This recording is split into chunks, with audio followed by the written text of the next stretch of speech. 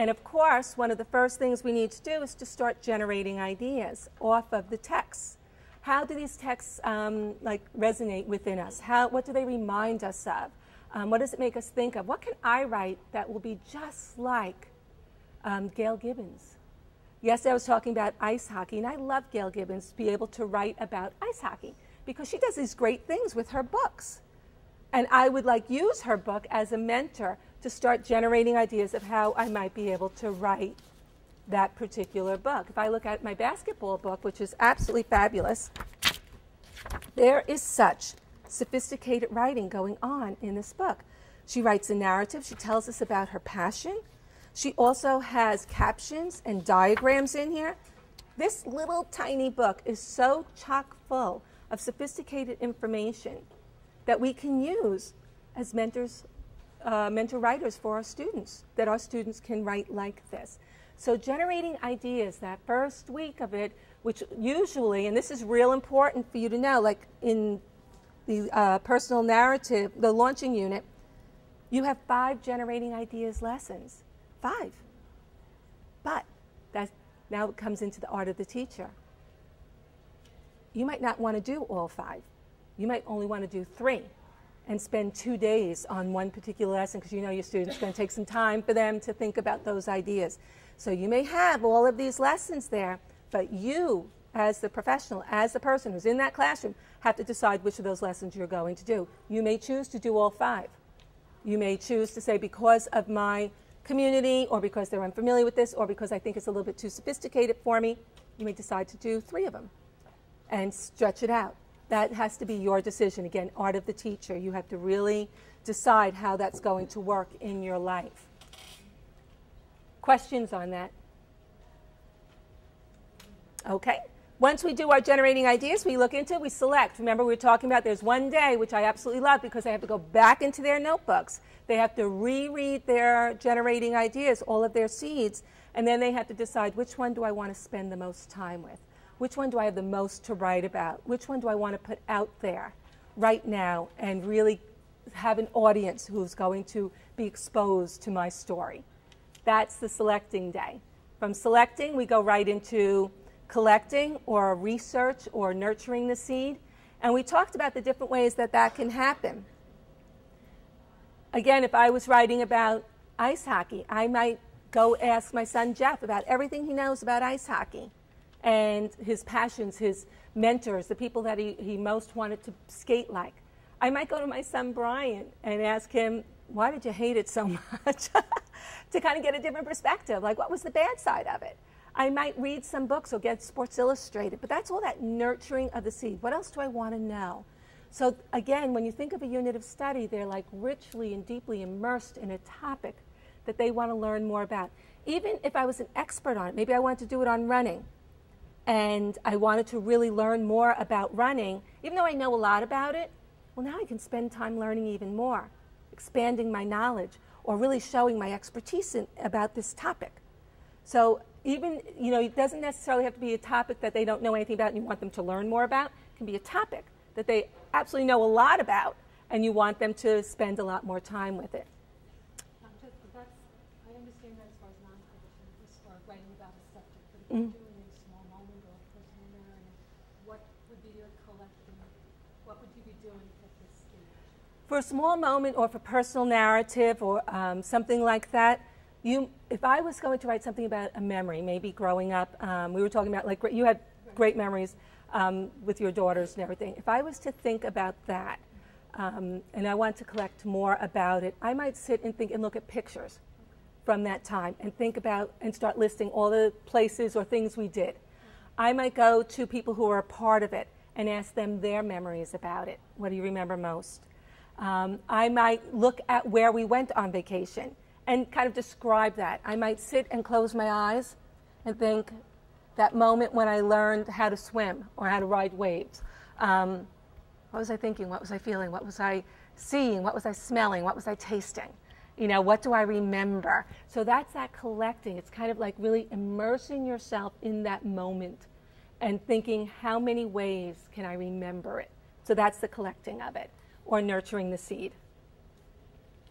Now with little ones in 2nd and 3rd grade, you might have, we have 2 collecting lessons. In some of your other units, you might have 3 or 4. That might be too much. You might want them to only collect one way. I want you to go home, get photographs from your vacation, bring that photograph in, and I want you to write off of that photograph. Again, you have to make that decision. How is that going to work for you?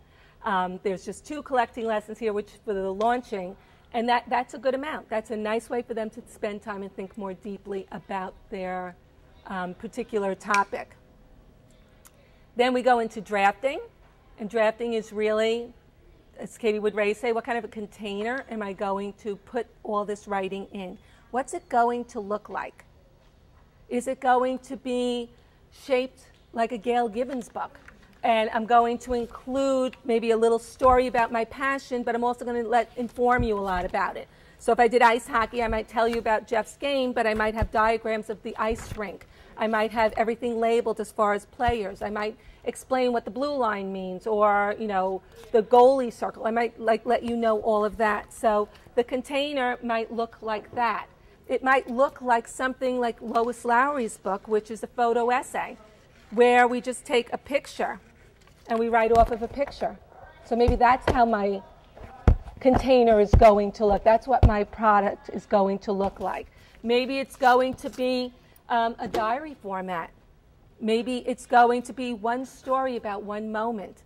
So that's that drafting time where children make a decision. Now sometimes, just as and you need to write this down by your drafting part of it, sometimes if you're really brand new to doing this, letting them have all that choice can be really overwhelming for you. And it can be overwhelming for the kids. Like one day I'm like, I'm going to write like Gail Gibbons. I think I'm going to write like Lois Lowry, and they just change their mind. You might want to, as you're starting this, as you're kind of getting the feel for it, you might want to pick one structure that they're all going to publish in, and that's going to be that structure. And then as you go on and you become more familiar with this and more kind of comfortable with how it works, and you feel like your kids can take on different structures, then you will kind of include other ways of doing it. But again, keep remembering you have to make that decision. We give you a plethora of lessons in here. And if you were to try and do every single solitary one, you might find that very overwhelming. So pick and choose. You go through the process, but you decide how to do this. Okay? Then you have your revision lessons. Those are the next part of the writing process, where they're going to look back at their writing and see about maybe perhaps adding in more vibrant language. Maybe they want to add in more diagrams or captions. Maybe they want to add in dialogue. So you take them through revision. From revision, we go into editing, which is very specific in the launching unit, in the personal narrative, especially with 2nd and 3rd graders. You have one proofreading in the launching, one editing proofreading lesson. And for little ones, that's what they can do. They might be checking for periods and capitals. I know sometimes with my 5th graders, they're still checking for periods and capitals, and sometimes maybe a little comma might get in there. And developmentally, you have a lot of opportunity and probably other work that you do with your students that will make it richer for them to start taking on editing. But again, beginning of the year, what can they handle at the beginning of the year? And then how are we going to help them grow as editors of their work? Then after editing, we publish, and that can be our cover, it can be our author's page, it could be our dedication page, it could be our acknowledgments. Whatever you decide how you want them to publish it, there are multiple ways of doing it. You have some suggestions in your unit. There might be other things that you do that are absolutely fabulous, and that's what you want to use. Finally, after that, you have to celebrate, because it's really important to have a party once you're done with all this writing, right? So you have to celebrate, and that can take multiple structures too. Parents, other classrooms coming in, the museum walk. They read to each other. You keep it just in-house in the classroom. It's however you want, but something that shows that this writing was important. This writing's going out to somewhere. It's purposeful, it's authentic, and there's a reason for it, and somebody's going to be looking at it. So that's basically the entire writing process. And